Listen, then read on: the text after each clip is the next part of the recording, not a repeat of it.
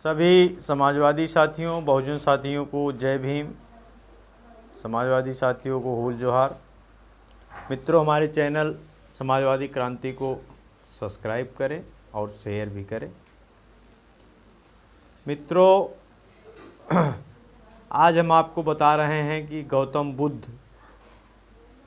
या हमारे अन्य बहुजन नायकों को किस तरह से शब्दों के द्वारा एक प्रकार से अपमानित किया जाता है। गौतम बुद्ध बहुजनों के नायक हैं। उन्होंने भारत में समता मूलक समाज स्थापित करने का अथक प्रयास किया, परंतु द्विजवादियों को समता मूलक समाज पसंद नहीं है। ये जाति मूलक समाज के पक्षधर हैं। इसलिए वे गौतम बुद्ध और उनकी संस्कृति से जुड़े शब्दों को निम्न तथा अश्लील अर्थ दे दिया। इतिहास गवाह है कि गौतम बुद्ध के अनुयायियों को बुद्धू कहा जा रहा है। कालांतर में द्विजवादी शक्तियों ने उसका अर्थ मूर्ख अथवा नासमझ व्यक्ति के लिए किया गया। आज सभी हिंदी शब्दकोशों में बुद्धू को पहला अर्थ विलोपित है, परंतु बुद्धू के मूर्ख वाले अर्थ को सभी कोशकारों ने गर्व के साथ दर्ज किया है। यह बहुजन नायकों को चिढ़ाते शब्दों का द्विजवादी तमाशा है। डाक के वचन प्रधानतः नीति मूलक है। डाक कोई विशेष व्यक्ति नहीं है। बौद्ध तांत्रिक साधकों के एक वर्ग को डाक कहा जाता है। यह डाक शब्द मूलतः तिब्बती भाषा से आया है, जिसका अर्थ प्रज्ञा अथवा ज्ञान होता है। जिस प्रकार बुद्ध का अर्थ ज्ञानी होता है, वैसे ही डाक से व्युत्पन्न डाकू का अर्थ भी ज्ञान ही होता है। तिब्बती भाषा में इसका मूल रूप डाग है, जिसका अर्थ प्रज्ञा अथवा ज्ञान ही है। डग्गापन करना इसी से निष्पन्न हिंदी मुहावरा है। आज किस अर्थ में डग्गापन करना और डाकू का इस्तेमाल होता है, यह किसी से छिपा नहीं है। जाहिर है कि गौतम बुद्ध के अनुयायियों को द्विजवादी शक्तियों ने घटिया अर्थ छाया देकर बुद्धू, मूर्ख, डाकू, लुटेरा बनाया गया है। डाक बौद्ध धर्म का तांत्रिक साधक का स्त्रीवाच शब्द डाकनी अथवा डंकिनी है। हिंदी में डाकनी भूत या प्रेत योनि की स्त्री को कहा जाता है। पाल हिंदी कोश के सहवास, समागम जैसे शब्दों पर विचार करें। पाली शब्द में सहवास का सिर्फ एक अर्थ होता है, वह है साथ साथ रहना। सहवास का मतलब, इसका प्रयोग बौद्ध भिक्षु प्रायः एक ही कमरे में दो विद्यार्थियों का मिलकर रहने के अर्थ में किया करते थे। पर हिंदी शब्दकोशों ने इसका एक अन्य अर्थ भी विकसित हो गया, वह है संभोग अथवा मैथुन। ऐसा ही पाली भाषा में समागम का सिर्फ एक अर्थ होता है, वह है परिषद अथवा सभा, जहाँ पर बहुत सारे लोग इकट्ठा होते हैं। पर हिंदी शब्दकोशों में इसका एक अन्य अश्लील अर्थ भी विकसित हो गया, वह है स्त्री प्रसंग अथवा मैथुन। ऐसा नहीं है कि सभी कुछ भाषा वैज्ञानिक प्रक्रिया से हुआ, बल्कि बहुत कुछ द्विजवादियों के बौद्ध धर्म की दुर्भावना से उत्पन्न हुआ। हम सभी जानते हैं कि बौद्ध साहित्य में शील का अत्यंत महत्व है। शील का महिमा गान गौतम बुद्ध ने अनेक स्थानों पर किया है। बौद्ध दर्शन में अष्टशील ग्रहण कर व्रत रखने को उपोषद कर्म कहा गया है।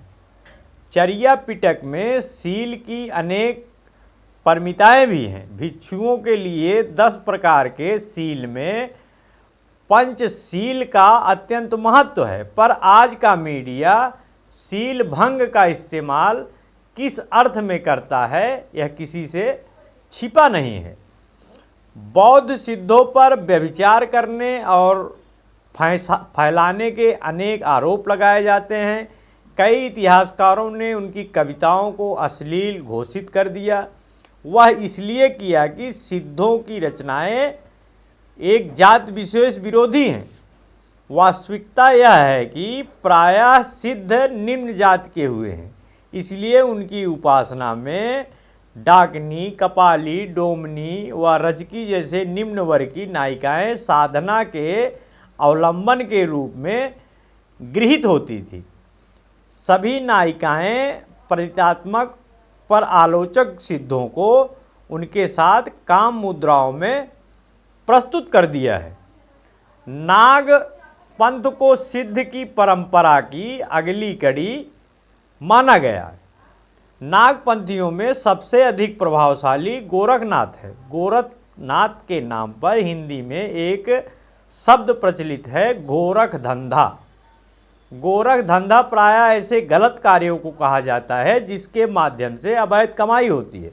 गौतम बुद्ध की भांति क्या यह एक अन्य बहुजन नायक गोरखनाथ ग्वाल का अपमान नहीं है?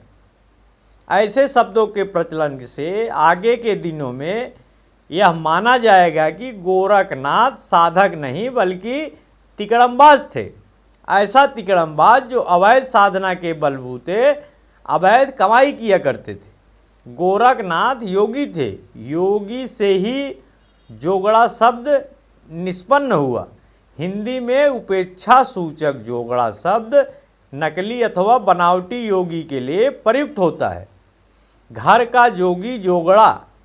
पूर्व में जो जोग का अर्थ जादू टोना होता है, ऐसा मानो नागपंथी योगी जादू टोना किया करते थे। इसी जोग शब्द से जोगड़ा शब्द भी बना है। अब तो जोगाड़ का प्रयोग गलत युक्ति के अर्थ में ही किया जाने लगा है। होली के दिनों में जो जोगीड़ा सरारा गाया जाता है वह प्रायः अश्लील और गंवारू होता है। पता नहीं कब नागपंथी योगियों को जोगीड़ा से जोड़ दिया गया। कबीर बहुजनों के सर्वमान्य नायक, वह भी शब्दों के द्विजवाजी तमाशे से बच नहीं पाए। कबीर के नाम पर होली में कबीर अथवा कबीरा गाया जाता है। कबीर अथवा कबीरा भी जोगीड़ा की भांति होली के अवसर पर गाए जाने वाला एक प्रकार का अश्लील गीत है। भारत का पूरा जनमानस कबीर के नाम पर मन में दमित काम वासनाओं को बाहर निकाल लेता है। ऐसे गीत को बाद के दिनों में साबित करेंगे कि संत कबीर नहीं बल्कि फूहड़ और अश्लील गीतों के गायक थे। होली के अवसर पर हिंदू लोग अबीर और गुलाल का प्रयोग करते हैं। अबीर शब्द का अर्थ है अरबी शब्द है, गुलाल फारसी शब्द है। पता नहीं अरबी फारसी शब्दों के अबीर शब्द का पता नहीं अरबी फारसी के शब्दों अबीर गुलाल को हिंदी में आने से पहले किस लाल बुकनी या चूर्ण से हिंदू लोग होली खेला करते थे। तो ये सब हमारे बहुजन नायकों को चिढ़ाने के लिए शब्द का गलत अर्थ निकाला गया है ताकि हमारी मानसिकता दबी रहे। मित्रों, जानकारी रखिए, जानकारी को बढ़ाइए, अपने इतिहास को आप जानिए कि आपके साथ सदियों से कौन कौन से षड्यंत्र किए जा रहे हैं। मित्रों, हमारे चैनल को सब्सक्राइब जरूर करें, वीडियो को देखें जरूर, शेयर करें और इस पर अमल भी करें। जय भीम, जय भारत, जय समाजवाद, जय संविधान। धन्यवाद।